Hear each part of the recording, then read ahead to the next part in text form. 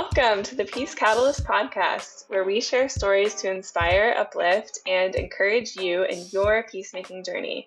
I'm Becca Tyvel, and I am joining you all from South Africa. And as always, I'm joined by my co-host, Ali Bernison. Hello, I'm Ali, and I am in sunny Los Angeles. If you enjoy the Peace Catalyst podcast, please do us a favor. Take some time to rate and review the podcast on Apple Podcasts. It really helps boost our visibility and encourages others to give us a listen. So, we've been in our current series for a couple months now on becoming the beloved community, restoration and healing in the midst of division. And these conversations are, rooted in the historical origin of the civil rights movement and Martin Luther King Jr. And this concept of becoming the beloved community is what's framing our conversations as we talk to people whom we call peace builders, who are involving themselves in the ministry of reconciliation, as well as, a part of that ministry being interrupting and challenging oppression and holding firmly to a vision of justice, restoration, peace, and healing for all members of a community. Yeah, it's been such an amazing series. So this week we are interviewing Jonathan and Sarah Nahar, who specialize in nonviolent action training. Sarah is currently a Ph.D. candidate in Syracuse, New York, focusing on ecological regeneration, community cultivation, and spiritual activism. Sarah was a 2019 Rotary Peace Fellow and worked at the Martin Luther King Jr. Center in Atlanta, Georgia. She's been the executive director of Christian Peacemaker Teams, which is an organization doing third-party nonviolent intervention in areas of lethal conflict worldwide. Jonathan, her husband's also been a leader in Christian Peacemaker Teams, and he's been active in Palestinian liberation activism, countering Christian Zionism, and they are just a power couple. So excited to get into this conversation. Yeah, absolutely. And before we dive in, we also wanted to share our Peace Quote of the Week, which is another quote by Martin Luther King Jr. We are quoting him a lot in this series, which makes a lot of sense. And this quote says, "Resistance and nonviolence are not in themselves good. There is another element that must be present in our struggle that then makes our resistance and nonviolence truly meaningful. That element is reconciliation. Our ultimate end must be the creation of the beloved community."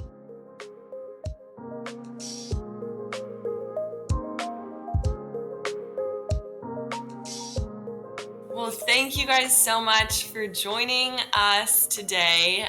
Just to get us started, can you introduce yourselves and where you're dialing in from and kind of where you find yourselves in passions, projects, career, how you would articulate that?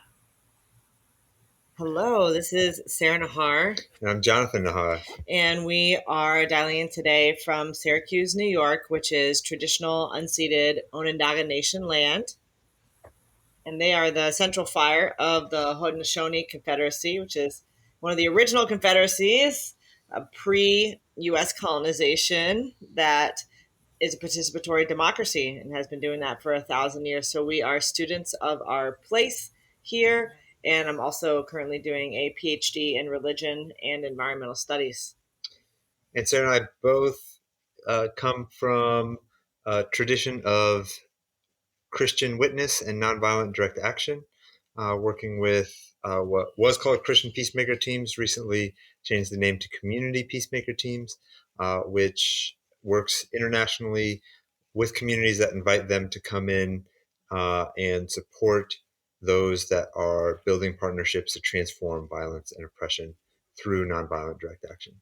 Yeah, so our background, religious community-wise, is Mennonite, which, a group of people seeking to separate church from state, from the sword, and to some extent from societal impacts of violence. And so that has really nurtured us, as well as Jonathan comes from a tradition of Palestinian nonviolent resistance and faithful witness. And I also have an African-American liberation theologian side as well. So we have a number of streams that influence our lifelong commitment to discipleship, which takes us into dangerous terrain, which is not just out there or overseas, but the dangerous terrain of how white supremacy, Christian Zionism, and the doctrine of discovery impact the very ways that we show up right now on this extraordinary and challenged and amazing planet. So we can get into any of that stuff that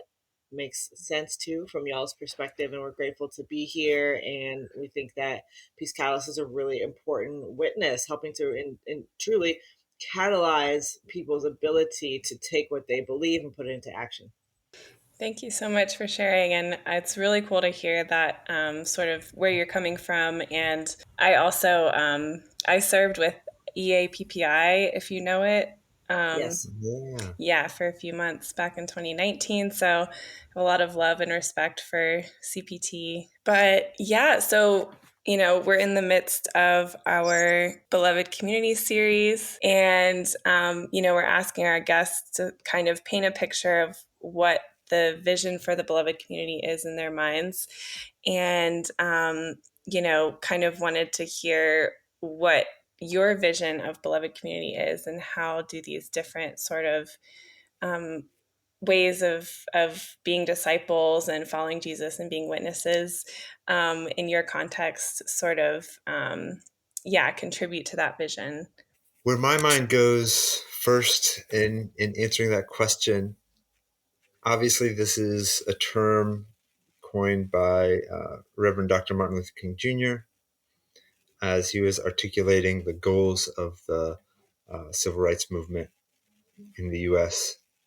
And I think about, as a Palestinian, the goals of the Palestinian nonviolent resistance movement as well. So I imagine a society or a community where all are held equal, where there is justice for all, and where there is freedom. Those seem like the bedrock of what we need to have the kind of community envisioned by Dr. King. Thanks, Jonathan. And what I think is really powerful about the Beloved Community vision and the way that Jonathan just spoke about it is that it is deeply systemic. Yes, it also relates to how we do community in our homes, in our civic groups, and other places, but it can never forget that larger social change aspect. It's not only about feeling good or even comfortable, but about a society that works for everyone.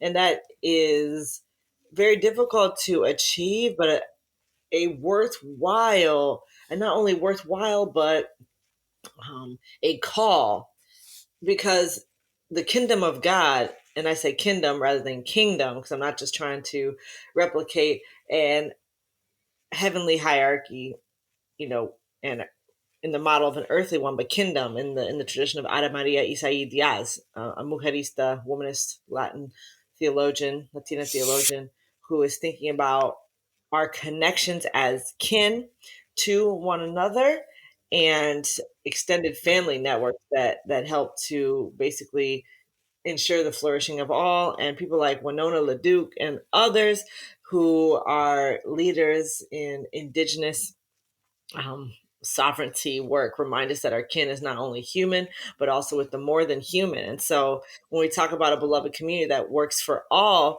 we're now not only just talking about human all, but King had an ecological vision as well, and thinking cosmically, thinking about the more than human around us and how our lives are absolutely interconnected.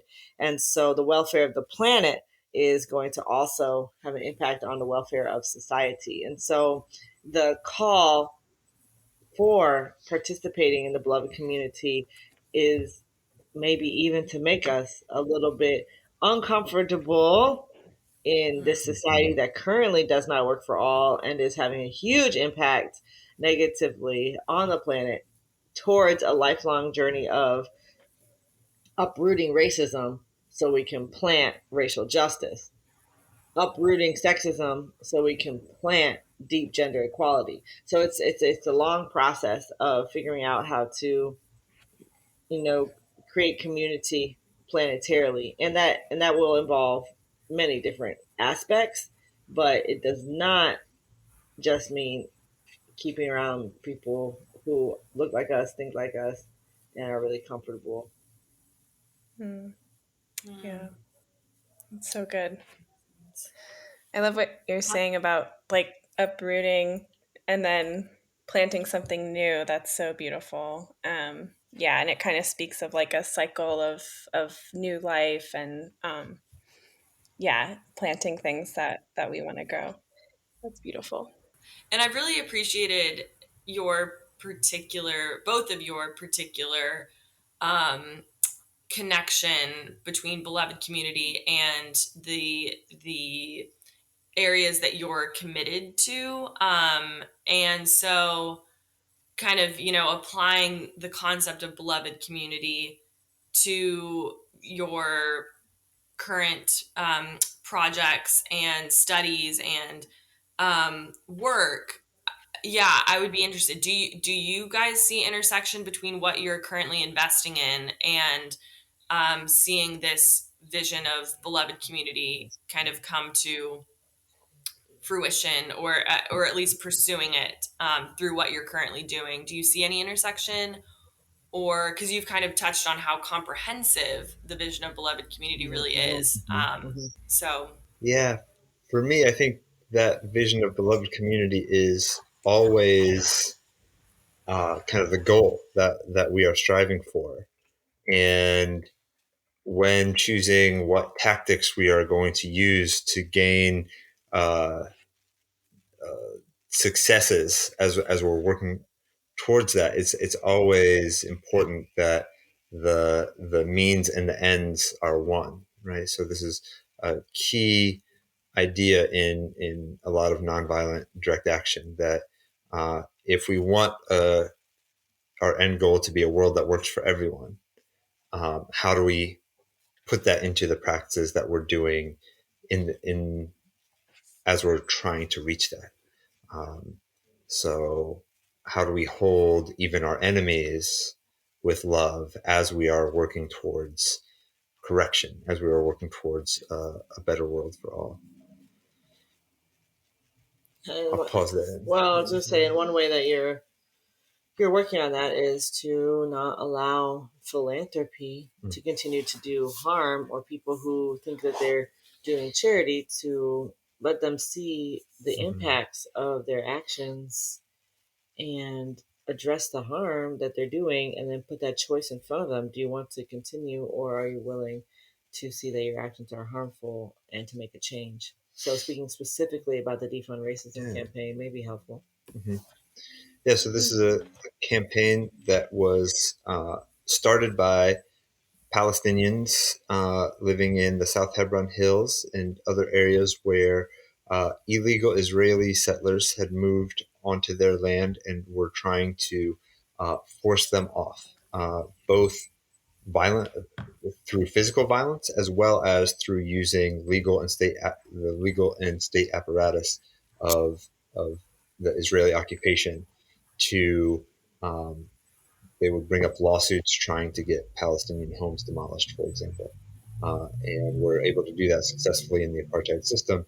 And it turned out that a lot of those Israeli settler organizations were being funded through 501c3 charities, are still being funded through 501c3 charities in the U.S. and particularly in the state of New York, where we now live. So I'm part of a campaign trying to expose the folks that are doing this funding, as well as legally challenge their right, because 501c3s, I mean, the whole idea of them is they're for the common good. And the idea of demolishing family homes and stealing land does not feel like it's part of the common good. And just one other thing for this particular audience is that a lot of these organizations that are the hardest to actually find, like the paper trail, are Christian organizations.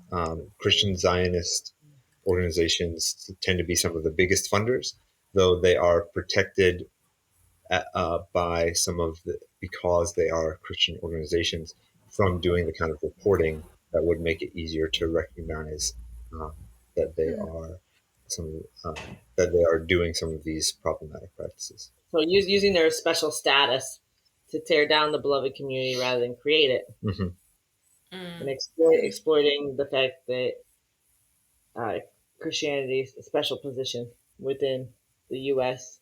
and the history of dominant Christianity that is here, allowing for like unchristlike behavior. I think, yeah, thank you for sharing that, Jonathan. And I wonder if you could just unpack for us a little bit, like when you say Christian Zionism, what does that mean exactly? Christian Zionism is a political agenda based on various Christian scriptures that supports the apartheid state of Israel, with the idea that it is somehow connected to both biblical Israel and potentially connected to Jesus's return in the apocalypse. There's a lot of different kind of bad theology that goes into that understanding, including some health and wealth, prosperity gospel concepts that take the scripture in Genesis that where God promises, "I will bless those who bless you, and I will curse those who curse you," to Abraham, to mean anyone who financially or who politically supports the state of Israel will be financially um, will have financial gain from God. And this is used to promote this idea that the state of Israel is kind of God's favorite and that Palestinians are God's enemy. And again, I think any theology that has God picking favorites and any theology that has a group of people as the enemy of God is fundamentally racist and is in my opinion, heretical theology. So that's my very, very brief background on Christian Zionism. Yeah, thank you so much for sharing that. And I think, yeah, that's really important what you said about the theology of like, yeah, God doesn't choose favorites, that everybody is loved by God as a part of God's desired community. And I think, yeah, what you were saying earlier about sort of how these actions do work against the beloved community and actually kind of tear down the vision for beloved community is really important too. So yeah, thank you so much for clarifying that. Yeah, that's super helpful. Yeah, and just kind of echoing some of what Becca's saying, like that part of pursuing the beloved community is not only pursuing the good, but or like the I don't know the attributes of the beloved community, but kind of countering what's opposed to beloved community. And so yeah, I wonder, Sarah, what comes to mind for you with that? Do you see yourself part of similar or in the same way as Jonathan, kind of dismantling certain ideologies or structures? Or where do you see yourself kind of in that, Yeah. if at all? So, yes, disruption of business as usual is a crucial factor in making space for the creation of what we hope to see. One simple kind of way to talk about the methodology around disruption and handling the rupture of business as usual, because business as usual, which is extractive and petrochemical and cis heteronormative and it is hurtful. We know that business as usual cannot last another 200 years. It may not even be able to last another 100 or another 50. And as we work very hard to create what it is we feel called to create in harmony with the planet and each other, the immediate emergency intervention actions are necessary. And this is often what people who are currently opposed to change react to, because for them, perhaps they feel that business as usual is working. But what a nonviolent direct action does, and what Jonathan and I do and others, is we train people on how to do these well, so that they can come through them as whole as possible, and we can reduce harm as much as possible, while also getting the messages across as strongly as possible and making it as invitational as possible, but not lowering the stakes, because the stakes are very high. It's the stakes of preserving complex life forms on the planet or not. Every march against white supremacy, in many ways, is a climate justice march, because it is systems of supremacy and oppression that brought us climate injustice and economic inequality. And so we challenge one, we challenge everything. So there's a necessity for blocking harm as well as building the alternative. So blocking and building can go together. Now, some people are more natural builders. Some people are more natural blockers.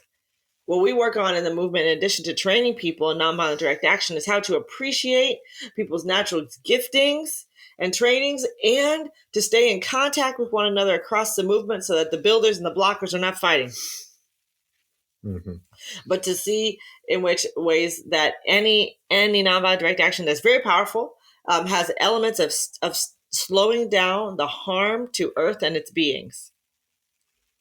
And all building actions have a sense of really embodying or being that change we want to see in the world, And there's actually an additional element in addition to blocking harm and building the alternative, and that is being in alignment with your deepest values. Jonathan spoke to it already when he talked about the means and ends being one, and not using methods that would counteract your end goal while, let's say, fighting for justice. Now, that again doesn't mean that people won't become uncomfortable or won't be offended. And so we try to help people be beyond shame. And that can help by resting in and working on your spiritual practices, so that when challenge comes, you can be ready to meet it with an open heart, rather than give in to the resistance that might be showing up in your body, or the tension that might be there. Those shame reactions can come up like, oh no, but if you have a spiritual practice and you're in alignment with your deepest values, eventually you can ride that wave, and you can come into another space that says, even though I'm shaking, even though I'm confused, even though I'm realizing that what I grew up with isn't the whole truth, I am here for whatever can really help us shift from business as usual towards a life-sustaining society. And so doing work in our churches, or wherever people of faith are, or wherever people are who are accessing spirituality, however they are accessing it, is to go in with a lot of respect and to see how we can deepen the practices that allow for us to block harm and build these alternatives, and shake out kind of some of the systemic socialization that we have. So yes, we are disruptors, and we feel called to do that disruption. And we also very much appreciate people that are working in other ways towards what we want to see. So that's a big part of what we do when we train. And I particularly work in a very unique, let's say, aspect of challenging business as usual, and that is the business as usual of how our flush toilets function, our water flush toilets. That's fresh water flush, and we need water, that fresh water, for other aspects of life planetarily, and we're like running out of fresh water. And so if people become willing to deal with their crap and have a chance to, are willing to look at it, maybe even have to deal with a little bit of smell, but not even that much if you do it correctly, through composting toilets or other ecological sanitation systems. We actually need to leapfrog both our municipal and national systems to change from using fresh water to something else. And this will also assist in resolving the worldwide sanitation crisis, in which many people do not have access to dignified public sanitation. And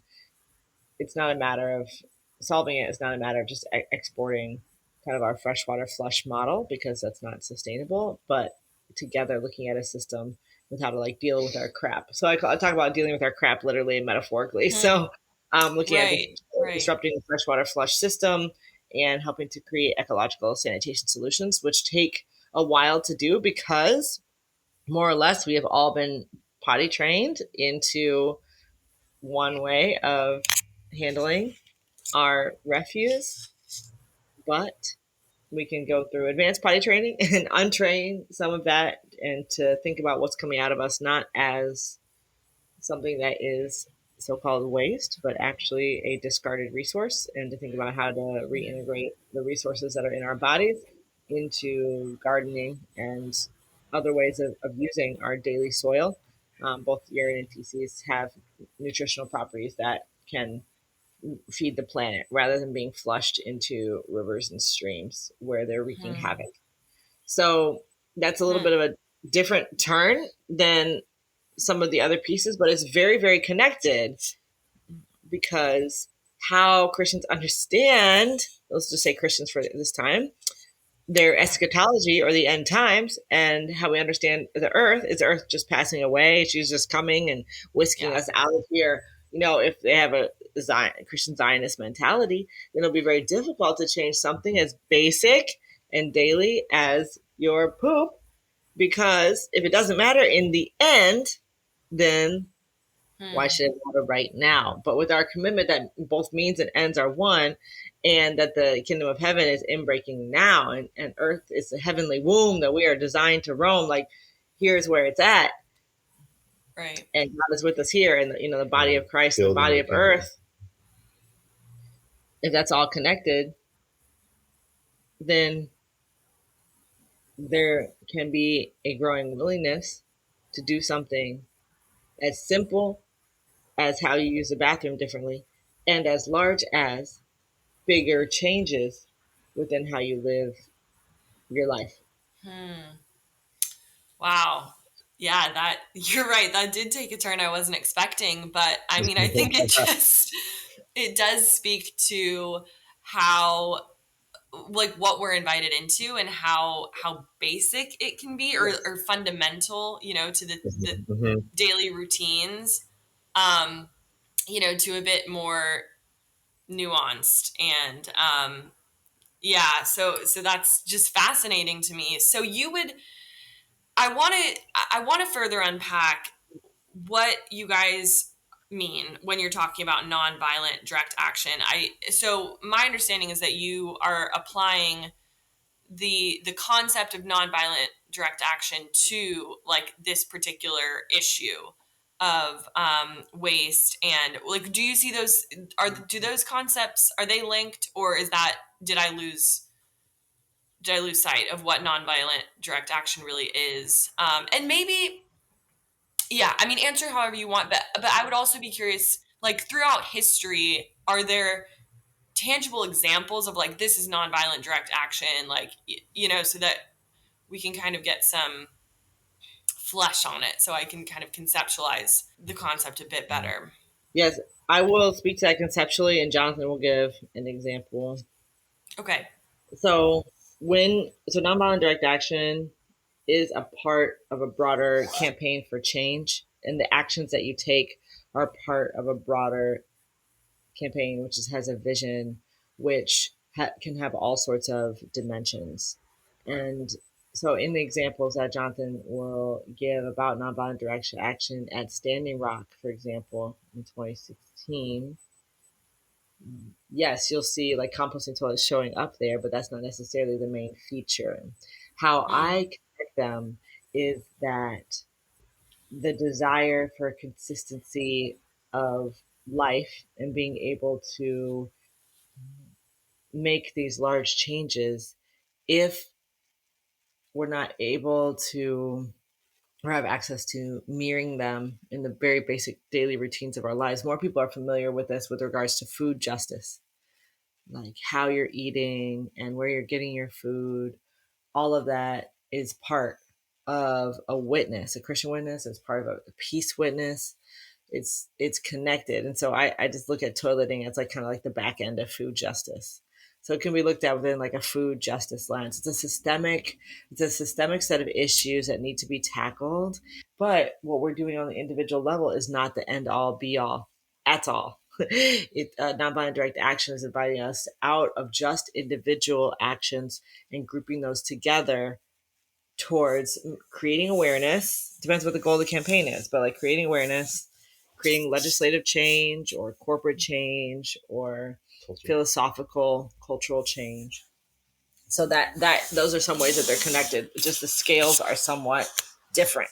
Let's talk Standing Rock and talk about some of the ways that all of these are connected. Yeah, so one of my favorite examples of nonviolent direct action that really embodies the blocking, the building, and the being all together was Standing Rock. Sarah and I both had the opportunity to participate in that that encampment in action in 2016, where the indigenous communities were working to stop the Dakota Access Pipeline from going through indigenous lands without their consent. And basically there was a very large encampment, which included from the encampment they would do protests. So protests are one of the main tactics of nonviolence. Some others are boycotts, are strikes. These are some of the most common. There's literally hundreds, and people have started lists of these actions that they would put under the umbrella of nonviolent direct action. So that there would be protests that literally like blocked or stopped the construction of the pipeline. That where people were putting their bodies between the pipeline workers and the machines or things like this. And that work was always done in a prayerful manner. Literally, one of the rules of camp is this is a ceremonial camp. Everything we do here is a prayer. So that really encompassed the being aspect of nonviolent direct action, the alignment with ancestors, with the greater than human, that was underlying people's centeredness as they went into those actions. But then thirdly, the encampment itself was an action. At one point, it was one of the largest cities. 13th. It was the 13th largest city in South Dakota in the middle of winter. And we were all there together without using money. Everyone had access to clinics. Everyone had access to food. Everyone had access to what they needed. We cared for each other. What? That's it. And sanitation. And sanitation, right? We built composting toilets for that area so that we could sustain ourselves and the planet as well. So that's one of my best visions of the beloved community as well, right? As everyone was cared for extremely deeply. And we were also doing really hard work together, fighting against injustice and building a little glimpse of the world we wanted to see. So that for me is like the primary example that I go to when I think about nonviolent direct action and the beloved community. That's really helpful. Yeah. Thank you guys for kind of fleshing that out a bit more. I'm curious about how or if this resonates with the audiences that you guys work with, or kind of the contexts that you find yourself in. Nonviolent direct action, the things, the issues that you're pursuing or systems that you aim to dismantle. I mean, like all of the work that you guys are doing, how would you say that's hitting or capturing those within your community? Is there, do you face quite a bit of opposition, or, because I'm assuming that everyone who showed up to Standing Rock was maybe had a similar worldview, or just, saw the value in showing up as a community in this way. But for the wider society, like, I don't know, I guess I'm just curious, yeah, how is that for you guys? And are those the people that you're trying to take along with you? I'd like to just start with one real quick kind of caveat, and that is that nonviolent direct action has pretty much always been a tool of minorities, right? If the majority of people already agree with the idea, sometimes you still need nonviolent direct action because there are other forces out there. But mostly, nonviolent direct action is a way for minorities to, uh, or people with a minority opinion, to almost have an outsourced societal power. We are willing to take risks. We are willing to be loud, to make noise for what we need to live. And therefore, others must take notice. So I just want to start with that kind of understanding of nonviolent direct action as one of the main tools that oppressed communities have had to institute the needed change in society.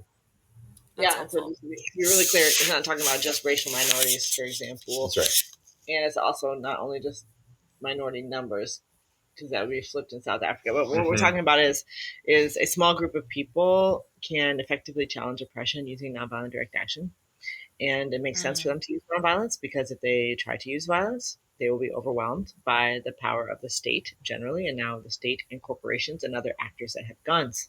So we're talking about finding ways of acting that do not use lethal violence and instead use the power of vulnerability. And that used to especially connect with other humans to recognize that, wow, these people believe so strongly in something that they're willing to risk their lives, and they're also not posing a lethal threat to us. Might I be able to listen to them? Might I be able to find my own humanity in them? It's an appeal to humanity, and it is a it's one way of doing things, but it also doesn't require everyone to make change. We have here now a worldwide Christian movement, and um, perhaps that only happened because Constantine and the empire adopted Christianity. But what we know is that Christianity was growing fast before the empire took it on as its own, because of the powerful witness of egalitarian, welcoming, economically just communities that were finding alternative ways to live and be together, and that living and being together in building beloved community was essentially a ongoing, sophisticated, dedicated nonviolent direct action. They were risking their lives, and we know that from some of the martyrs, the stories of the martyrs in the early church, risking their lives to stand up to oppressive empire and say, the way that you're saying we have to live and eat and love and worship is the only way. And we say there's more than one way. And they did it together, and they lived it out. And we have all of these letters between these communities and between various guides of these communities to help figure out how to do this well. And so we, I guess, I've never really thought about ourselves in kind of an apostolic role or an apostle role in which we encourage and support communities of change and help them refine their tactics so that they can do it a little bit better and have a little bit less difficulties doing it. Now, conflict will always be a part of life as humans, and the more technically nonviolent that the world gets, the more conflict that there will be, because nonviolence means you don't eliminate someone, you don't kill them, or you don't eliminate them verbally if they don't agree with you. They're still around, and so you're still wrestling all of these complexities and changes and stuff. And so, I think in our future, we've done this a little bit already, but in our future will be more work around handling conflict and supporting communities in conflict, and with a power analysis about what is happening and a recognition of the mandate for environmental sustainability, which requires um, diversity of peoples, and particularly supports indigenous communities in their conflicts with settler colonial communities. Like we'll probably work a little bit more at that, because we have to find agreements and ways of living together that are going to support life on the planet, and that will require redistribution of resources, land, and will require the melting down of many weapons of war. So all of that to say, sure, it's a society-wide project, but never underestimate what a small group of committed people can do together, because that is how we have seen change happen in the past. And when we do a nonviolent direct action, the as we noted in, I think, video 4 of this series on Stir Up Peace, is a lot about spectrum of allies. And you're not trying to go for your active opponents and change their mind necessarily, but you're going for people who maybe are neutral, or maybe who are even passive allies, but they haven't really done anything in support of the cause. You're hoping to make them active allies, or perhaps your passive opponents, you're just trying to move them to a neutral position so that they won't take active action against you. So that is the type of movement theory that we have, and I frankly think it feels a lot like early Christianity. I mean, people were asking Jesus, well, how do we know if this works? How do we know if this makes sense? And he was just like, come and see. Come and see. And it's the same with nonviolent direct action. Come and see how you feel. Feel the love that's within a protest march, in which the people are taking care of each other, make sure everyone has water and snacks, and asking about their life story, and figuring out how you get a ride to and from the doctor's office after the march. I mean, there's so much happening. And Jonathan described the encampment, and even higher levels, there's practice in caregiving that doesn't necessarily happen in business as usual society.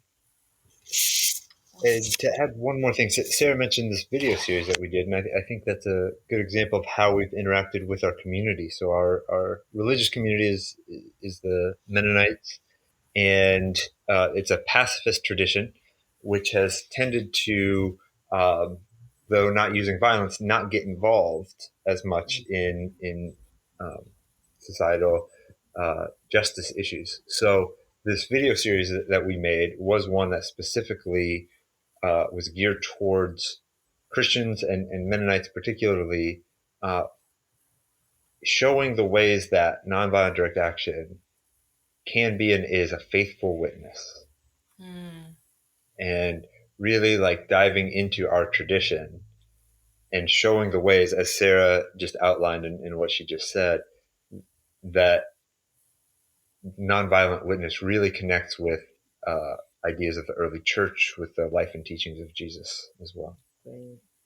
Yeah, just to go to when I look at Palm Sunday and a week before crucifixion, there's all sorts of nonviolent direct actions that happen in there. There's food sharing. There is a clearing out of the temple as it relates to that place being taken over by corrupt economic practices and taking space. There's a mock processional that was mocking the ways that the imperial leaders walked into rode into a city. Like there's just a lot of cool stuff in the text that, when read by oppressed communities through a liberation lens, comes alive in ways that has gotten deadened within kind of traditional celebrations that are kind of going through the motions and just waiting for Easter. But even Holy Saturday itself as a day of waiting and not supposing that we know what's happening, that type of resting, that type of Sabbath, as it is in the Jewish tradition, and as it can influence Christianity if we let it, that resting, waiting, and openness, the action reflection cycle. I mean, so much of it is there. The Bible's a great manual for nonviolent direct action, and one could call it God's campaign for the beloved community, and trying to create not only a people, but a like the more than human, all creation also groaning for this renewing, looking towards renewal and revolution of value. It is so interesting, kind of reading through how reading through a particular lens, or just from your own context and perspective really does inform kind of what you see come to life. And I think that perspective has been muted throughout tradition. And so, yeah, thank you for giving voice to that. So as we're kind of wrapping up, I want to give you guys space to say whatever else you might want to share. And if this helps as kind of a final framing question, and you've touched on this throughout throughout our conversation, but just very in the broadest sense, but I'm sure you're going to have a practical response to this. Where in your community, in the nation, the world, are you dreaming for this vision of beloved community to really ignite transformative change? Wonderful question. There is not a one-size-fits-all solution for the next phase of our life collectively as humanity on this planet. It is very decentralized and very contextual. There will be connections across contexts. And so, what I'm hoping for, what I love so much, is to see when communities around the world are connecting struggles with one another and finding ways in which the shared struggle can ignite new alternatives, new ways of being, and different ideas, because the journey is long and can get arduous. And when you know there are others and there are people cheering for you from across the globe, it can be really powerful. I think for me, I would say I would like to see this start within the church, especially the church in North America, where, speaking in the U.S. context particularly, the loudest Christian voices tend to be the ones that are pushing for white supremacy, that are pushing xenophobia, that are pushing anti-Muslim and anti-Jewish rhetoric. And it is incredibly disheartening to see what, as a Palestinian Christian, I feel like is an indigenous tradition focused on liberation being used for oppression and for empire. And so if the church can hold the vision of beloved community that great prophet and preacher Martin Luther King saw, that coming from the life and teachings of Jesus, if the church can start getting there and call out the false prophets that are so loud today, that would be a start.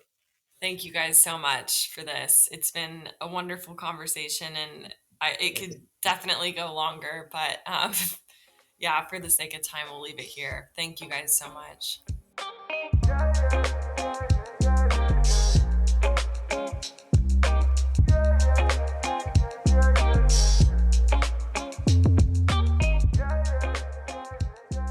Wow.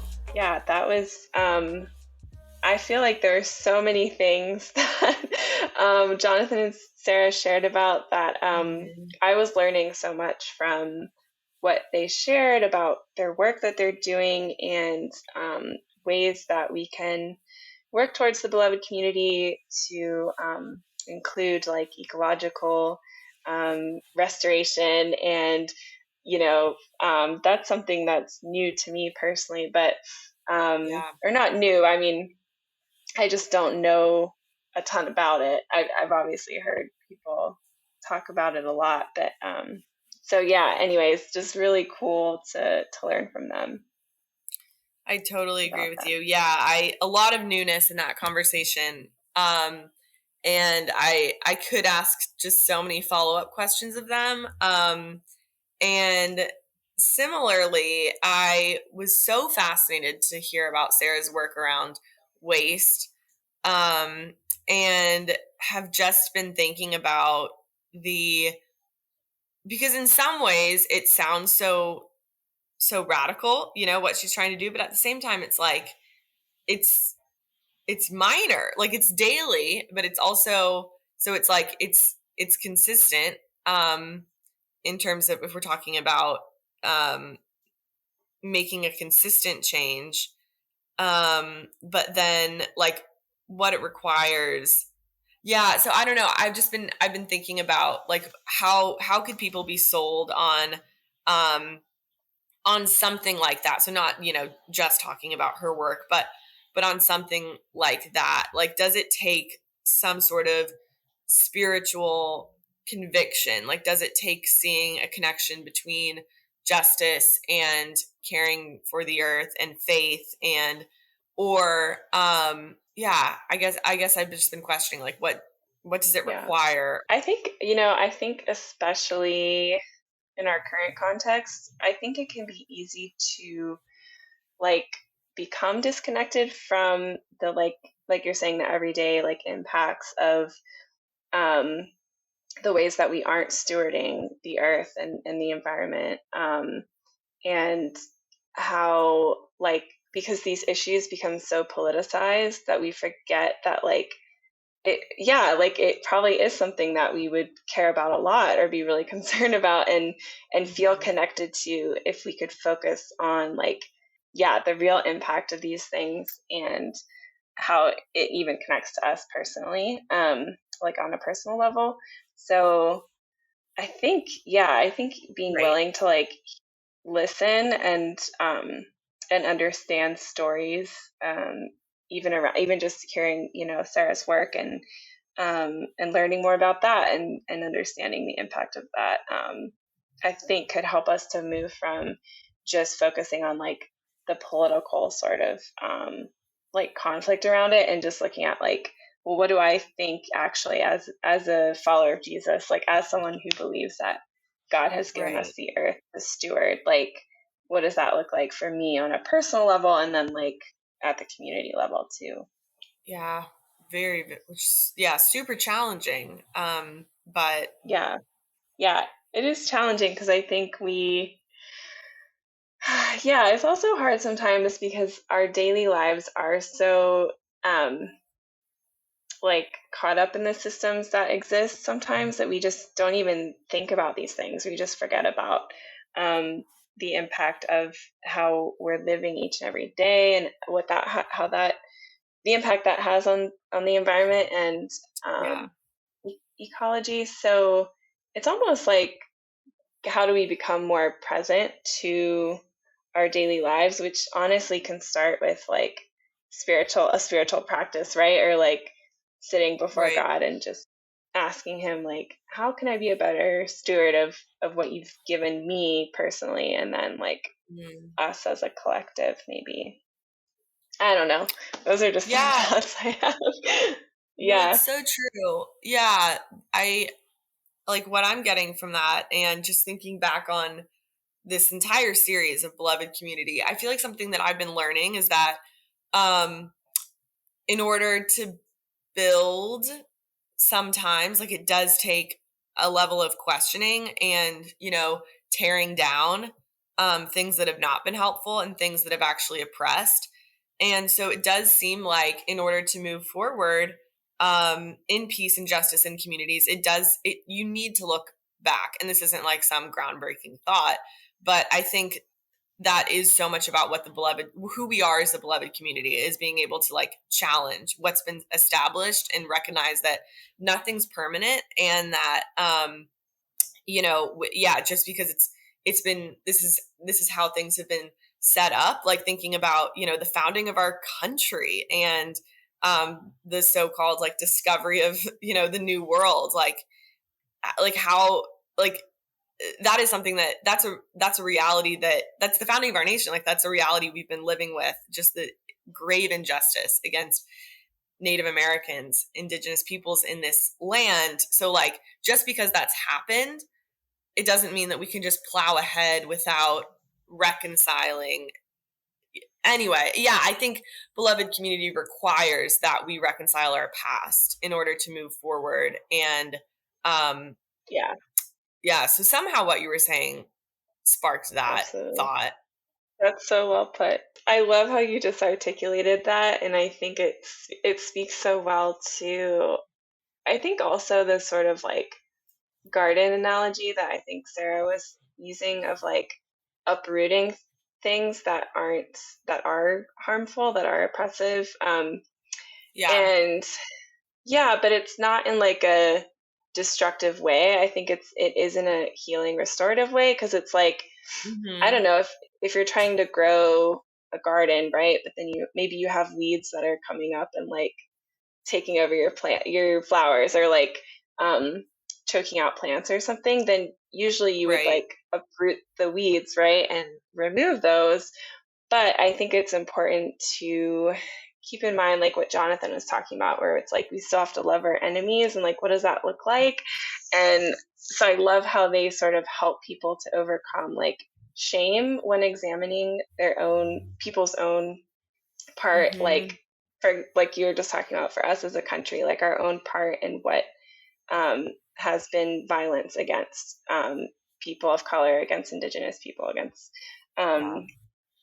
like African Americans, and like just thinking about that from the perspective of, like you're saying, like acknowledging those wrongs and harms is a part of that healing process. And I think even as we think of, Jesus or God in the Bible as being the gardener too, of like, those sort of analogies of like pruning so that fruit may grow, or like, like trimming away those things that don't contribute to shalom or to beloved community, like, is really important to reflect on as well. Yes, absolutely. And that part of that can be, our own, not even structures and systems and these huge things that, it feels like one individual can't like reconcile an entire system. That's part of it, but that's part of creating a beloved community, certainly. But I think part of it's also like problematic theology and ideology, which then connects for me to what Jonathan was talking about with Christian Zionism. And I mean, I think it's so hard to identify the water that you're swimming in, so to speak, until you see another perspective. And I didn't even realize, like, I was definitely kind of raised in indoctrinated sounds so negative, but I was taught kind of within this tradition, and it took travel and study at seminary for me to kind of step back and realize like what Christian Zionism is at its core. And so I know you've got some thoughts on that as well, I think. I think it's really important, a really important conversation, because like you're saying, I think oftentimes we come up in certain ways of thinking and certain theologies and ideologies that can be working against the beloved community, but we don't even realize it. And so I think that's a really important point. And, I think a lot of like, we've interviewed, like Salim Munayer on this podcast, who's a Palestinian Christian, and he articulates this the best. So if you haven't yet, you should definitely go back and listen to our episode with Salim. But for example, like a lot of American, I think, I don't know if this is accurate, but particularly like white American Christians, which is a category that I fall into, but we don't understand that the dynamics of what it's like on the ground in the Holy Land, and even understanding that there are Christians who are Palestinian who are suffering at the hands of the occupation, and that they are crying out for help from the American church, from the international church, and actually feel quite abandoned by others in the family of believers who aren't coming to say like, hey, this is what's happening here is harming our fellow brothers and sisters in Christ. And what does that mean in the context of Christian Zionism? So I I think there's a lot to unpack there. And I think, at the end of the day, it's the question of like, in this concept of the new covenant with Jesus, like who is included in that community? Is it just this one group of people, and is it for a physical space of land, or is it about everyone that's made available to, and that is not tied to a physical piece of land, but is actually this idea of like a spiritual kingdom of including all people. So I think that's important too. Yeah. Wow, so well said. And you have the privilege of going soon. Yes, I'm so excited. I'm going to be co-leading a telos trip with my church in DC. Actually, 2 churches in DC.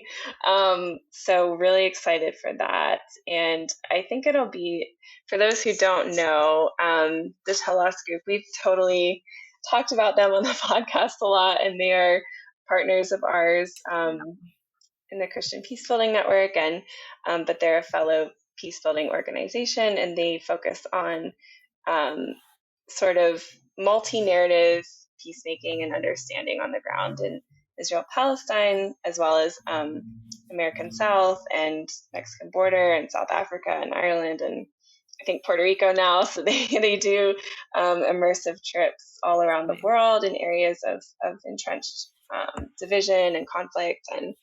And so they are kind of trying to help people to see and learn firsthand from people who are living in those places and their experiences. So that's going to be amazing. Really looking forward to that. So key. Yeah, so key, that immersion and being able to have face-to-face communication and storytelling and it's going to be incredible. Yeah, I think just to close, again, at the beginning of this episode, we read a peace quote from just a quote from Martin Luther King Jr. that we've named a peace quote. And again, I can repeat it. It's resistance and nonviolence are not in themselves good. There's another element that must be present in our struggle that then makes our resistance and nonviolence truly meaningful. That element is reconciliation. Our ultimate end must be the creation of the beloved community. So just taking everything that we've heard and we've discussed today, thinking about how reconciliation is like at the heart of the beloved community, and it's the crux. And so whether it's Jonathan's work with Palestinian liberation and kind of dismantling Christian Zionism, or just exposing another way, or Sarah's work with ecological regeneration, I think I appreciate that it's not kind of similar to what you said. Their nonviolent struggle is not to dismantle and destroy for destruction's sake, but it's actually to reconcile and to build something better, and ultimately to create the beloved community. And I don't know if they would articulate it that way, but I think that's within this framework and within this series, like that's kind of how we're seeing it. And also, we didn't really talk about their work with Christian Peacemaker Teams, but that's like, that's exactly what they do, is teaching nonviolence and nonviolent direct action. I think that's a really good way to sort of, encapsulate that conversation and understand that, some kind of resistance or nonviolent action that's trying to change an oppressive structure or situation, is not just to end that oppression. It's actually to bring holistic healing and restoration. And I think as we pursue beloved community, that's how we approach it. So so well said. If you enjoyed this episode, please subscribe, rate, and review on Apple Podcasts, Spotify, and wherever you listen to podcasts. And for more info about Peace Catalyst and to help support our peace building work, please visit our website at peacepatalyst.org. Thanks, guys. Bye.